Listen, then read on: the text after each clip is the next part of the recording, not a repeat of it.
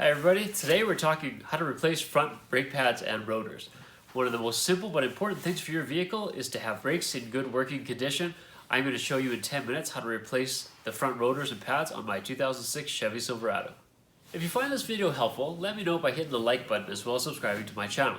As always, please feel free to leave a comment if you have a question or a suggestion. That is helpful for everybody else out there. Now let's get started on those brakes. Refer to your owner's manual for safe jacking points on your vehicle. Always use jack stands as well as wheel chocks. I like to use an impact wrench for this work because it's more efficient and requires less effort. Now if you don't have an impact wrench, remember to brake free those lug nuts using a breaker bar while the tires are still touching the ground.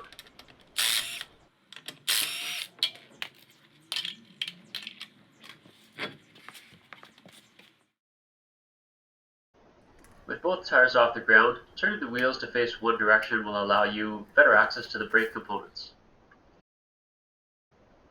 Here I remove the brake caliper guide bolts with an impact wrench and 19mm socket. Lift the brake caliper up and suspend it from the suspension with a bungee cord. Check the guide bolt pins to make sure they're moving freely in and out. Then I remove the outer and the inner brake pads. I needed a pry bar to remove the inner pad. Then after that I remove the upper as well as the lower clips. Now it's time to remove the brake caliper bracket by removing the two 18mm bolts holding it in place. You'll need either an impact wrench or a breaker bar or at least a ratchet with a long handle to remove them as they're on pretty tight. And then you can see I use my arm here to catch the caliper bracket as it's going to come free. Removing the rotor was simple for me, but it's not always like this. Here I'm just doing a check to make sure the old parts compare up with the new parts, that I have the correct ones. I'm comparing the brake pads as well as the clips. After that I take a look at the rotors, the new versus the old. The holes are all in the right places, and we're good to go. Here I'm cleaning off the caliper bracket with some brake clean, and then I'm scrubbing it clean and getting rid of all the brake dust that's there, all the rust and corrosion as well. Some more brake cleaner, some more scrubbing. This goes on for a little while. Be careful while you're doing this not to damage those rubber seals around the guide pin bolts. Here I remove the guide pins, and as you can see I'm cleaning them up, using some brake clean, giving them a nice brush, and then wiping them dry. Here I add on some high-performance silicone brake grease.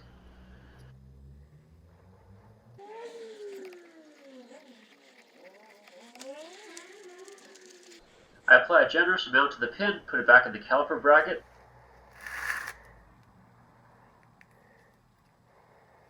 and then just make sure it's moving freely in and out. Now I'm just spraying down the wheel hub as well as the heat shield. Scrubbing away the brake dust and corrosion as best I can. Here I'm putting on the new rotor backwards because it's time to give it a clean. So I spray it off with brake clean and then I just use a dry rag, wipe it all down. It comes with a light film of oil on it to protect it from corrosion while it's in the warehouse, in the box, sitting on the shelf.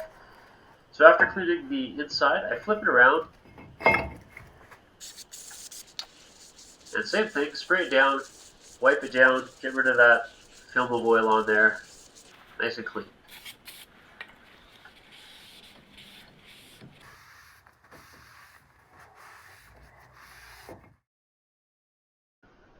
So with the new rotor in place, I put the caliper bracket back on and get those 18mm bolts started up by hand.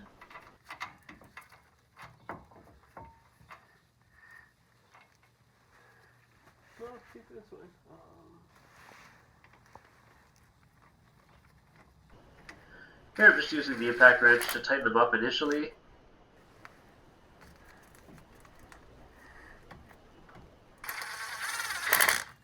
And after that, it's time to torque them down with a torque wrench to 95 foot-pounds.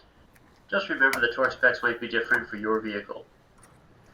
Now I'm replacing the clips I heard some people put the silicone grease on the clips, between the clips and the caliper bracket, because it's metal on metal contact, but I personally do not. I'll put the silicone grease on the ears of the brake pads, but not on the clips themselves.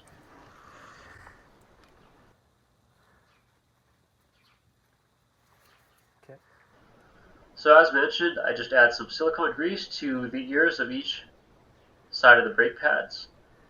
And basically just look at where the ears are going to be contacting the metal clips, and that's basically where you want the silicone grease to be.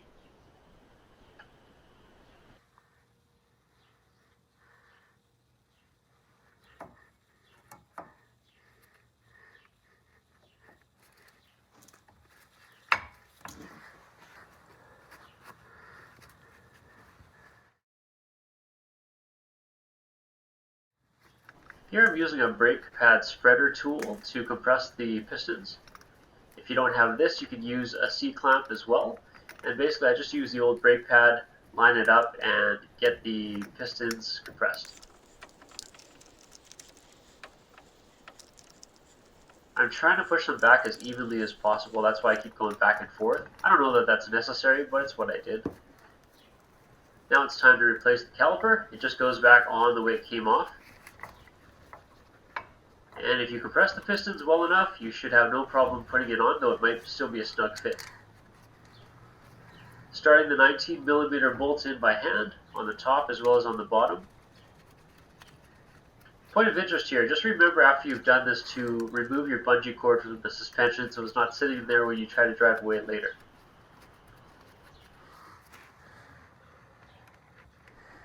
I'm just using the impact wrench here with a 19mm socket to tighten up those caliper guide bolts initially. Now I torque them up manually. On my truck it's 55 foot-pounds. So just a note here, the bottom guide pin was spinning while I was trying to tighten it, so I needed to hold it with a wrench while I was tightening it up with the torque wrench. I didn't have the same issue with the upper bolt, it tightened up easily. And so that's it. Put everything back together, good to go. Now I just have to repeat the same procedure on the driver's side. And then before I do anything else after that, I'm going to get into the driver's seat. I'm going to pump those brakes about 5 or 6 times, make sure everything is firm before I do anything. Then I'll start it up and I will go take it for a test drive to make sure nothing sounds weird and to make sure my brakes are working properly. I hope this video was helpful. If it was, hit that like button, let me know, as well as subscribe to my channel. And leave a comment anytime you have a question or a suggestion for everybody else out there. Take care, everybody, and thanks very much.